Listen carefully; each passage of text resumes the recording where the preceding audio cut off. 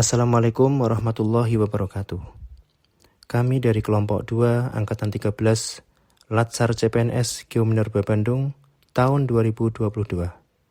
Sebelumnya perkenalkan, nama saya Dr. Pramudyo Harwandono, spesialis bedah.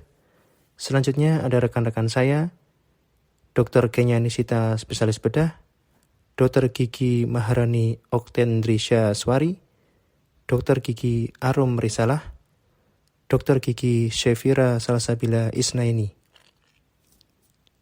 Terbitnya Undang-Undang Nomor 32 Tahun 2004 tentang pemerintahan daerah berimplikasi pada pemberian kewenangan pemerintah daerah untuk menyelenggarakan otonomi daerah yang bertujuan untuk meningkatkan kesejahteraan masyarakat. Pendelegasian wewenang kepada pemerintah daerah membuka peluang untuk meningkatkan kemakmuran masyarakat melalui pertumbuhan dunia usaha dan iklim investasi, yaitu dengan pemberian kemudahan dalam pelayanan perizinan dan non-perizinan. Dinas Penanaman Modal dan Pelayanan Terpadu Satu Pintu atau DPM PTSP Kabupaten Magelang adalah instansi pemerintah di Kabupaten Magelang yang diberi kewenangan untuk memberikan pelayanan perizinan dan non-perizinan dengan tujuan meningkatkan nilai investasi yang diharapkan dapat menciptakan lapangan pekerjaan, mengurangi pengangguran, meningkatkan pendapatan masyarakat, dan memberantas kemiskinan.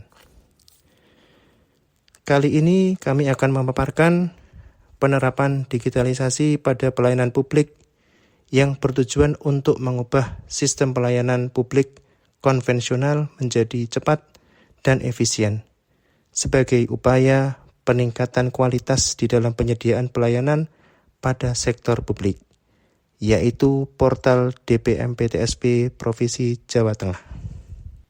Untuk tugas kali ini, kami akan menjelaskan portal DPM PTSP Provinsi Jawa Tengah. Nantinya di situ ada 4 pilihan. Yang pertama, web DPM PTSP. Yang kedua, Siap Jateng. Yang ketiga, investasi. Dan yang keempat adalah OSS. Untuk penjelasan dari setiap item akan dijelaskan oleh rekan kami, Dr. Kenya Nisita, spesialis bedah. Melanjutkan presentasi Dr. Dodot, jadi yang bisa diurus perizinannya di portal DPM PTSP Provinsi Jawa Tengah ini ada 12 sektor. Yang pertama itu adalah tenaga kerja dan transmigrasi, kemudian yang kedua kesatuan bangsa, politik dan perlindungan masyarakat, yang ketiga sosial, kemudian yang keempat adalah pekerjaan umum sumber daya air dan penataan ruang, kemudian yang kelima lingkungan hidup dan kehutanan, kemudian yang keenam ada pekerjaan umum, bina marga dan cipta karya, kemudian yang ketujuh perindustrian dan perdagangan, kemudian yang ke-8 ada bidang kesehatan, yang ke-9 energi dan sumber daya mineral, yang ke-10 ada bidang pendidikan, yang ke-11 aset pemerintah Provinsi Jawa Tengah, dan kemudian yang terakhir ada tata ruang. Dan karena kami semua kebetulan tenaga kesehatan, jadi kami mengambil contoh di bidang kesehatan. Di bidang kesehatan ini kami membahas mengenai pengurusan unit transfusi darah.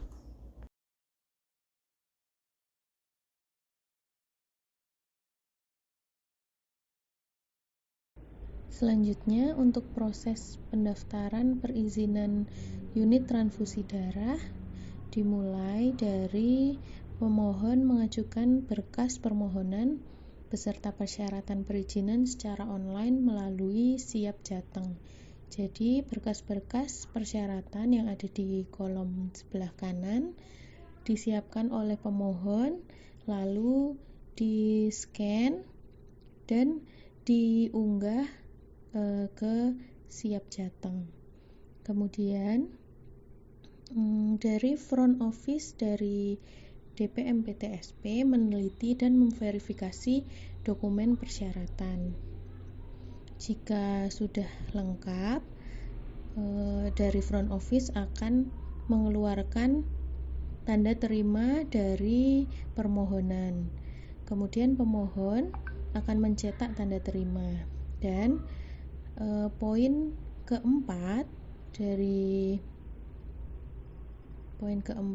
hingga ke-10 ini adalah proses yang dilakukan di dalam DPM PTSP, jadi internal DPM PTSP.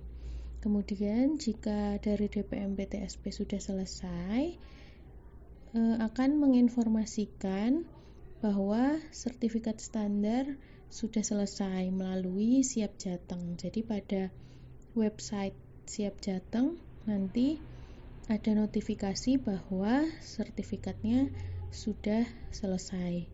Kemudian pemohon bisa mencetak sertifikat standar tersebut pada Siap Jateng.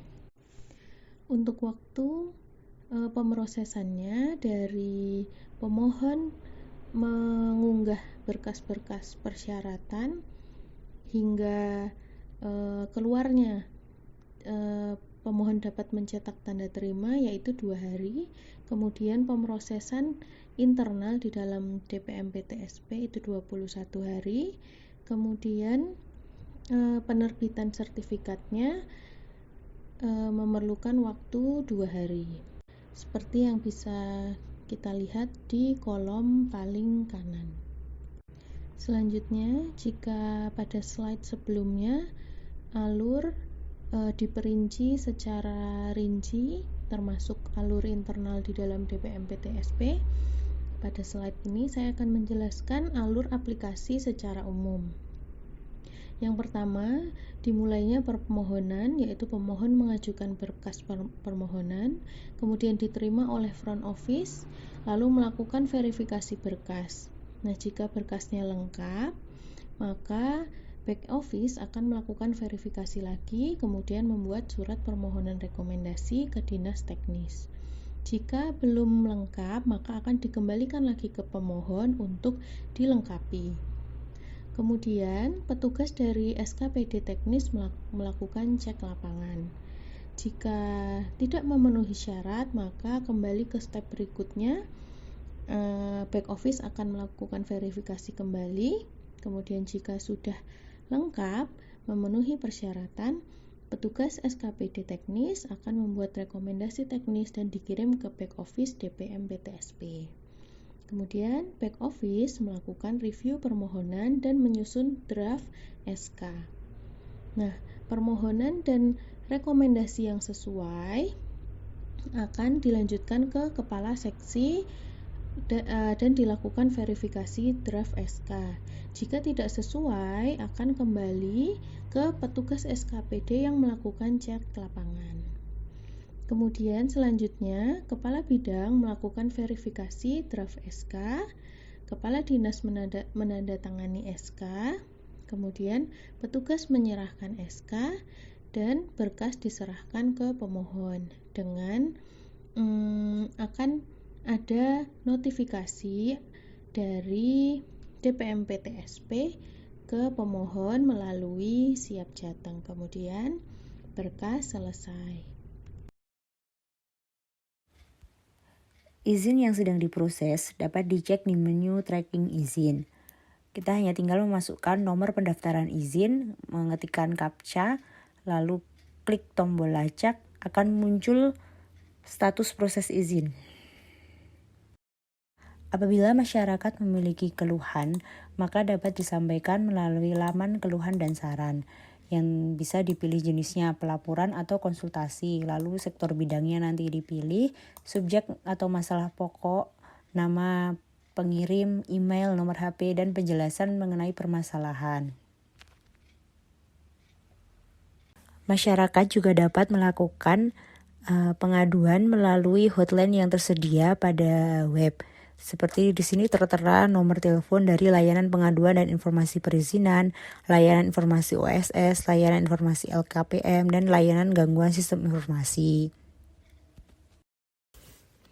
Kelebihan dan kekurangan sistem portal website DPM PTSP Provinsi Jawa Tengah.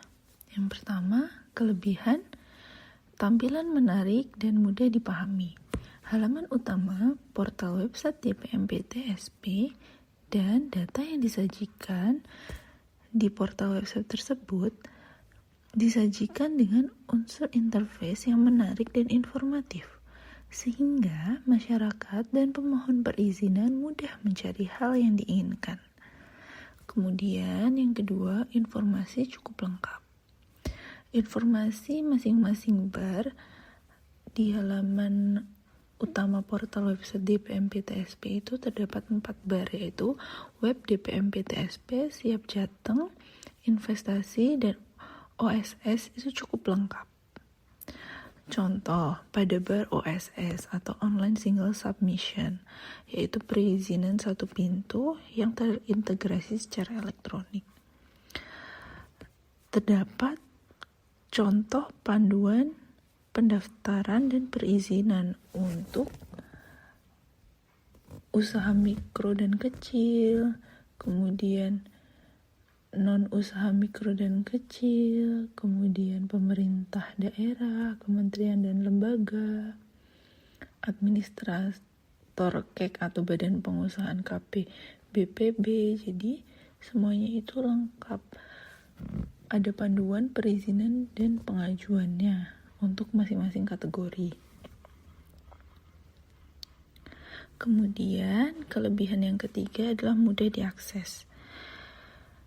Mudah diakses ini yang paling masyarakat senangi terutama adalah sistem tracking izin. Jadi agar pemohon perizinan itu untuk tahu sampai mana proses verifikasi berjalan. Kemudian kekurangannya, terdapat menu frequently asked question tetapi tidak ada isinya.